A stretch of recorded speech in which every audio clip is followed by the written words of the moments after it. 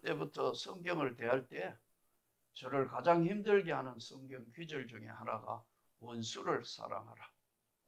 여러분, 이 원수를 사랑하라는 게 가능한가요? 절대로 쉽지도 않고 가능하지 않습니다. 원수를 사랑하라.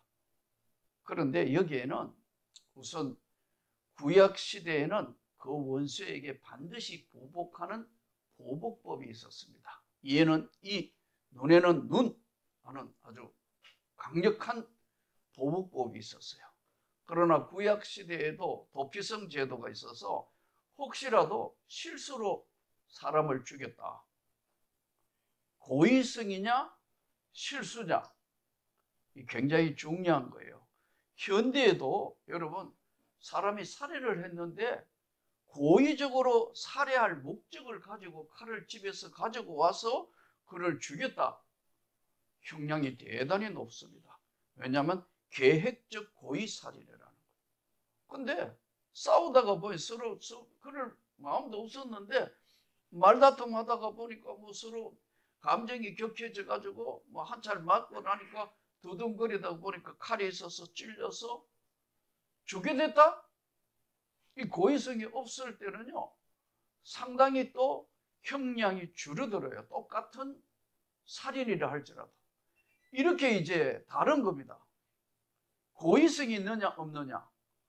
보복법에는 이에는 이, 눈에는 눈. 이스라엘 백성들은 구약 시대를 거치면서 수많은 사람들에게 수많은 민족과 전쟁을 하면서 피해를 받은 민족입니다. 2차 대전 때는 우리가 잘 아는 아우슈비츠 수용소에 가가지고 아무 죄 없이 유대인이라는 그 하나의 이름 아래 유대인 묘한 히틀러에 의해서 600만 명이 학살을 당했어요.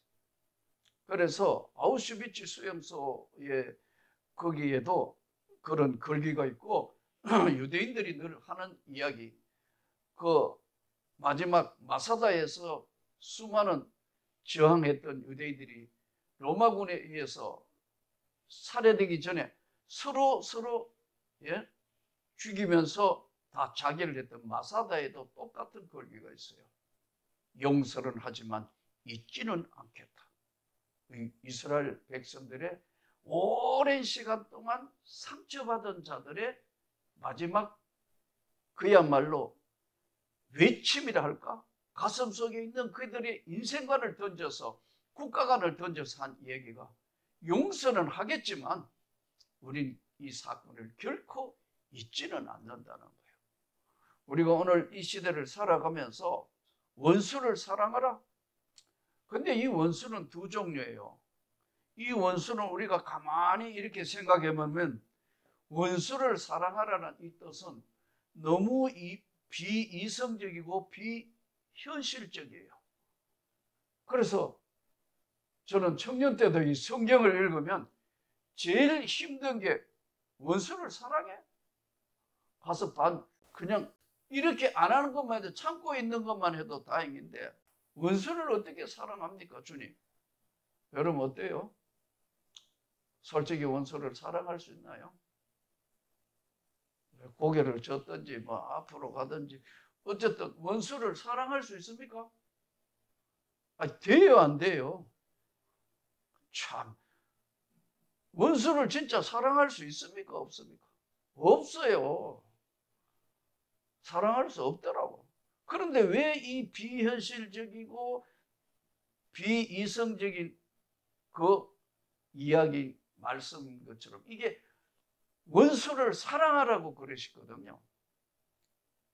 이거는요, 원수가 누구냐에 따라서 다르는 거예요. 원수는 사실 개인적 관계에서 발생하는 거거든요. 나에게는 원수지만 어떤 사람에게는 원인이 되기도 해요. 내가 그렇게 미워하는 사람들, 예? 내가 그렇게 미워하는 사람, 저거 망했으면 좋겠다 했는데 안 망했잖아요. 요나의 마음이 그런 마음이거든요. 원수를 사랑하라. 이건요, 두 가지 아까 말씀드린 것처럼 직접 원수가 있어요. 나의 부모를 죽였다. 나의 아내를 죽였다. 자식을 죽였다. 가족을 죽였다. 직접 원수지간이잖아요. 그러나 거의 어때요? 간접 원수지간. 감정, 관계에서 오는 게 원수가 많아요. 거의 99%예요. 어떻게 해야 되나요? 이것은요, 비이성적이고 비현실적인 것 같지만 여러분, 우리 영혼 안에는 미워하게 되고 원수라고 마음에 그런 마음이 들어오면 앙심의 독이 시작되면서 내 내면의 지옥이 시작되는 거예요.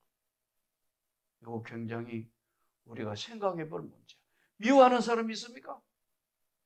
나는 우리 교인들 중에도 그러더라고. 목사님, 왜요? 저 김 집사 때문에 도저히 신앙생활 못 하겠다고. 저 김 집사만 없으면 좀 괜찮겠네. 내가 집사님을 쳐다보면 김 집사 없으면 다른 김 집사 또 나와요. 예. 그 다른 김 집사 또 없어지면요, 바가지를 벅벅 끓는 박 집사가 나온다고. 왜냐하면 인간의 삶 전체는 관계에서 오는 거거든요. 이때 예수님께서 원수를 사랑하라는 것은 내 마음에 있는 독을 빼내지 못하면 내 내면의 세계가 원수라는 사람이 생겼을 때부터 난 자유함이 없는 거예요. 내 영혼의 지옥이 시작되는 거예요. 그래서 예수께서 오늘 우리에게 굉장히 비현실적인 것 같고 비이성적인 것 같지만 그러나 27절 너희 듣는 자에게 내가 이르노니 너희 원수를 사랑하며 너희를 미워하는 자를 선대하며 너희를 저주하는 자들을 위하여 축복하고 너희를 모욕하는 자를 위하여 기도해라. 역설이에요. 역설이라고. 그러면서 너희 뺨을 치는 자에게 저 뺨도 돌려주며 왼뺨 오른뺨 처음에는 딴가 보고 왼뺨을 때리거든 오른뺨도 이제 왼뺨을 때리면은 오른뺨도 내놓아라. 그래서 오른손으로 때렸을까 왼손으로 때렸을까 이런 생각을 했다고. 은혜가 없을 때는 그랬어요. 근데 이 말의 깊은 뜻은 뭐냐면 아까 말씀드린 것처럼 그들을 미워하지 말라는 거. 원수가 어디서 출발하느냐면요, 미움에서 출발해요. 관계에서 오는 거거든요. 직접적인 내 부모를 살해했거나 아내를 살해했거나 자식을 살해한 그런 경우는 드물어요. 지금 전쟁이 그렇잖아요. 폭격해버렸는데 누구를 목표로 한 게 아니라고 폭격을 했어요. 또 어떤 사람 누가 그렇게 저쪽에 적군의 사령관 죽였다 생각해봐요. 사령관에게는 아내가 없나요? 자식이 없나요? 그러나 그 사령관을 위해서 이쪽 적은 어떻게 돼요? 이쪽 반대편 적대국은 이로 인하여 수많은 사람 죽은 거 아니에요? 원수라는 건 관계에서 오는 거라는 거예요. 여러분 절대로 이 마음에 있는 아픈 상처요 다 끄집어내면 이거 골치 아픈 거예요. 우리의 영혼 속에는 다 이 내면의 세계는 다 아픈 자아가 있어요. 아픈 트라우마가 있다. 난 남들이 내 가족에 대한 비방을 하고 하면 난 가만히 있다가도 내 뚜껑이 열리는 것처럼 내가 한 건데. 뭐라고? 우리 가정이 어때서? 아버지가 생활을 책임지지 않았기 때문에 나는 어렸을 때부터 어머니의 눈물을 보고 자랐어요. 그래서 우리 어머니를 비방한다든가 누가 우리 가족들 뭐 형들 누구 동생 누구 뭐 그러면요 이게 용서가 안 되는 거예요. 누구든지. 왜냐하면요 같이 고생하고 같이 어려질 우리 형제는 남들하고 다릅니다. 내 바로의 형이 지금이라도 야 좀 내려와야 되겠는데 하면 나 아무것도 다 치고 내려가야 돼. 여러분 가정이 그래요? 안 그렇잖아요. 부모님이 오시라 하면 몰라도 형제가 똑같은 형제들이 누가 오라 하면 금세 가야 되나요? 안 가잖아요. 생각해 봐야 되잖아요. 왜냐하면 특별한 관계에서 온 거란 말이에요. 정말 같이 고생하고 서로 돌보지 않으면 안 되는 관계 때문에. 예. 내가 학교 교사 시절에도 수업을 하고 쉬고 있는데 내 동생이 대학 다니더라고. 경북대학 다니는데 이 깡패들이 내 동생 때렸다 해가지고요. 내 수업 고마하고 쫓아갔다니까. 학교 수업하던 때려치우고 쫓아갔다니까. 야, 이에는 이, 눈에는 눈. 확실하게 자리 잡고 있던 사람이다. 제 이야기의 내용은 그겁니다. 그런데 은혜 받고 나니까 그게 아니에요.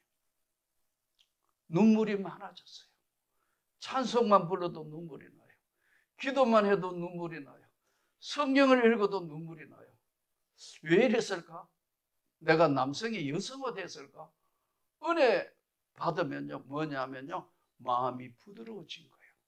다 받아들일 수 있는 거예요. 원수를 사랑해라.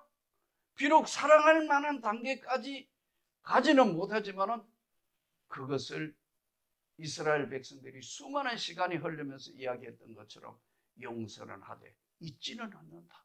이거 굉장히 중요한 말씀이에요. 그런데 만일을 복수하려는 마음을 가지면 어떻게 될까요? 제가 교계도 막 한동안 시끄러워서 뭐 우리 교계가 한참 그랬을 때 막 목회자들끼리 모여가 이걸 그냥 둬야 되느냐 안 되는 그런 시절이 있었습니다. 그때 제가 선배 목사님에게 한 말이었습니다. 목사님, 우리는 목회자이기 때문에 악한 거한테 이기려면 더 악해져야 되는데 그러면 목회를 못하는 겁니다. 여러분, 우리가 주님을 사랑하고 주님의 은혜를 입었지만 수평적인 것 아닌 수직적인 관계, 하나님은 다 잘 믿는다니까요.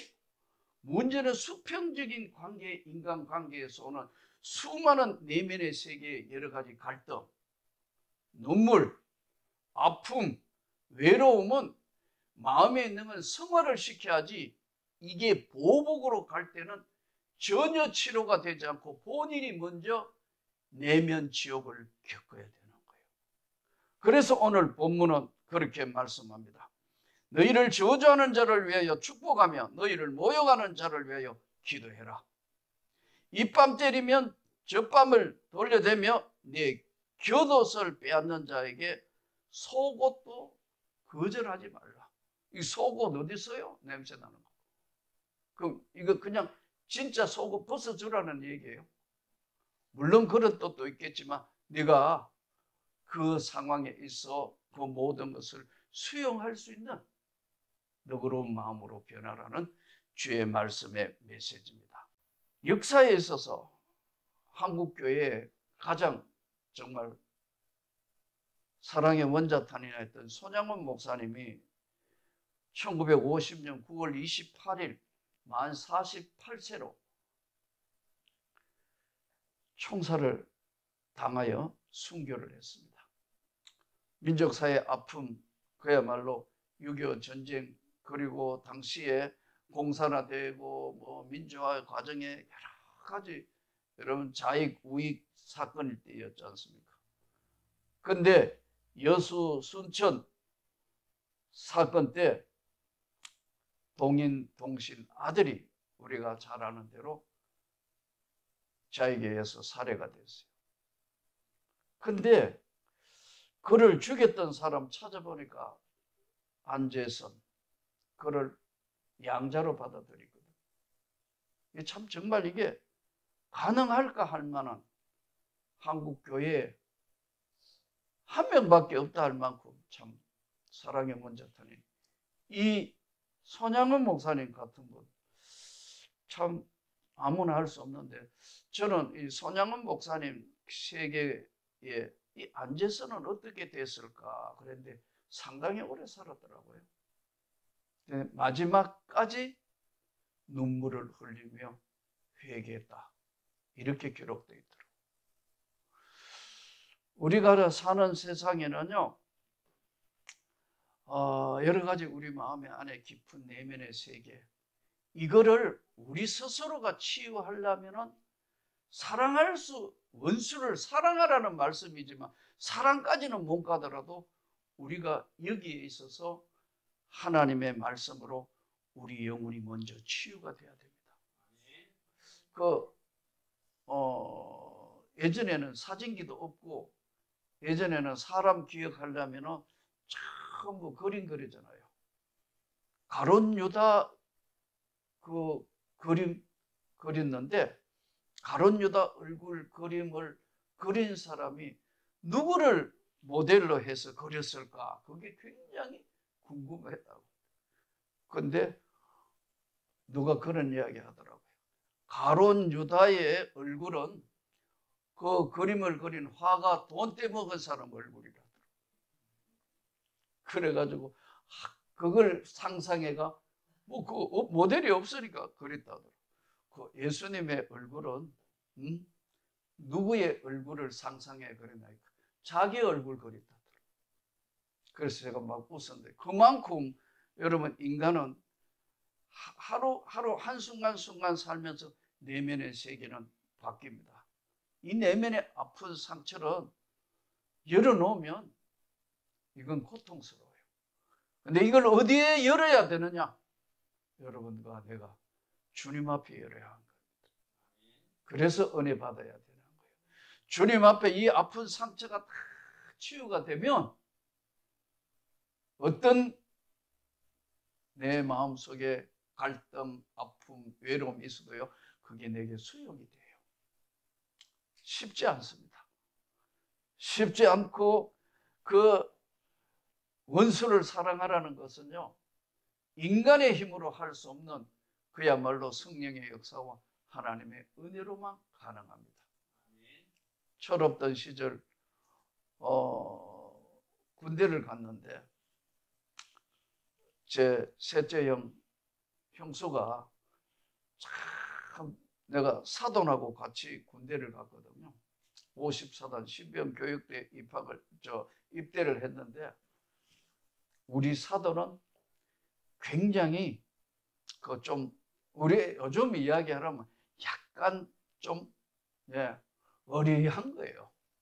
근데 형수가 보니까 나는 눈이 반짝반짝하며, 그러니까 이제 같이 입대하니까, 도련님, 그날 생전 안 주던 용돈을 다 줘요. 용돈 주고 그 당시에 여러분 한우 불고기 그 귀한 거요. 내가 74년도 군대를 갔거든요. 막 고기 사주고 용돈을 주는데, 우리 형수가 어떻게 나한테 이렇게 잘해주시나 했는데, 그게 아니고 자기 남동생이 약간 좀 어리버리하니까 그냥 도련님이 잘 좀 훈련소에서 보호해주라고. 근데요, 그 훈련소만 나오면 이 친구는 군대 어디를 가더라도 대접받는 그런 다 준비가 돼 있는 그랬어요. 나는 아무데나 팔려가야 될 사람이고, 쉽게 이야기하면 여기는 다 보호 안에 있는 사람. 근데 훈련소에서는 어때 하지 못하니까 훈련병 때 나를 보고 보호하라는 거예요. 아이, 한우 먹었지, 거기다가 여러분 용돈 받았지. 사도는 모르는 거예요. 이제 같이 군대 가는데. 여러분 군대 가면 잘 알잖아요. 선착순 일로 뛰고 절로 뛰고, 나는 거꾸로 뛰든 앞으로 뛰든 선착순 뛰면 항상 1등. 내가 육상 선수였으니까요. 이래저래 뛰거나 앞으로 뛰거나 해도 왼손으로 쏴도 그냥 명중. 그러니까 항상 뛰었는데, 뭐가 문제가 생기냐? 내 반에 이제 잠을 자는데 33일 차에 완전군장 모임이 있는데, 한참 자는데 밤 한 2시나쯤 내가 비상이 걸린 거예요. 그게 훈련 안에 있는 프로그램이잖아요. 했는데, 아니, 이 사돈이 안경이 고도 건시거든요. 안경을 끼고 있는데, 겨울이니까 이제 김이 네모반 안에 막 빼치카를 띄우니까 김이 싹 서려가지고 안경이 하나도 안 보이는 거예요. 그래서 다 비상해가 완전군장에 나갔는데, 나보고 사돈 그래. 왜? 그러니까 안경이 없대요. 이 안경 끼고 안경 찾는 거예요. 그래가지고 또 나도 정신이 없어가 갑자기 자다가 일어나가 같이 예, 완전군장 끓이는데 안경 없다 이거 같이 안경 찾다가 보니 제일 꼴찌로 나간 거예요. 그러니까 여러분 74년대 때의 군대는 어땠는데요? 그냥 구타가 일상화되어 있는 데 아니에요. 군함발로 사람 차거나 뭐 좌로 굴러 우로 굴러 뭐 하여튼 그런 시대였어요. 이제 조교가 제일 늦게 둘이가 이제 헐레벌떡 나오니까 일로 와라. 서로 따기 때리게 하라는 거예요. 오른밤 왼밤 때리기. 그러니까 가만히 서니까 이제 우리 사돈 보고 때리라니까 못 때리는 거예요. 나보고 때리라도 못 때리네. 그러니까 발로 사돈을 한번 차고 나도 한번 차이고 때려 그러더라고. 그래 속으로 흉내는 내야 되겠다 싶어서 안 그러면 이거 뭐 조교가 가만 안 있을 것 같고 이래 탁 때렸다. 근데 나를 때리는데 세게 때리는 거예요. 어라? 멍한 거예요. 그래도 형수한테 받은 돈이 있어가지고 살살. 그러니까 조교가 짓궂잖아요. 또 발로 차니까 그 다음에 나한테 날라오는 손이 벅 하는데 정신이 하나도 없는 거예요. 그 다음에 내보고 때리라 하는데 그래도 2번까지는 용돈 때문에 살살 때렸어요. 3번째 때렸는데 진짜 아프게 때리는 거예요. 야, 조교가 요즘 군대 그러면 난리 나겠죠. 벅 하는데 귀가 멍한 거예요. 내가 때릴 차례로. 내가 살살 때렸겠어요? 세게 때렸겠어요? 내가 살살 때렸다면 이런 말을 안 하죠. 때려버리더니 기절해. 쓰러져. 거의 비실비실 하는데요. 그러니까 이제 끝난 거예요. 이야, 지금까지 미안해해요. 지금까지 미안하다고 만나면서. 근데 세게 때린 게 아니거든, 난. 내가 생각하는 세게 때린 건 아니라고. 근데 순간적으로 딱 치니까 핑 돌았던 것 같아요. 예.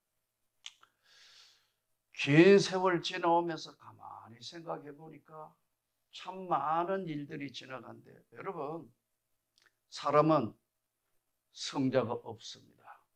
항상 관계에서 어떤 사람에게는 성자가 되고 어떤 사람에게는 악인 역할을 해요. 관계에서 올 수 있어요. 그러나 우리 내면의 세계에는 주님 외에는 치료할 사람이 없어요.